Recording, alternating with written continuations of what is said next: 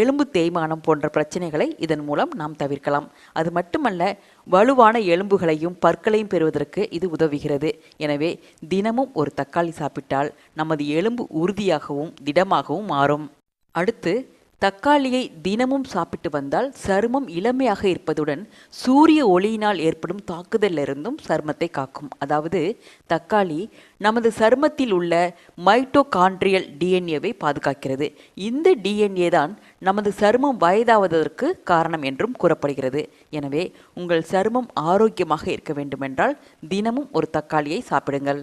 அதே போன்று இதில் உள்ள விட்டமின் ஏ சத்தானது கண் பார்வையை மேம்படுத்துகிறது, மாலை கண் வியாதி வராமல் தடுக்கிறது.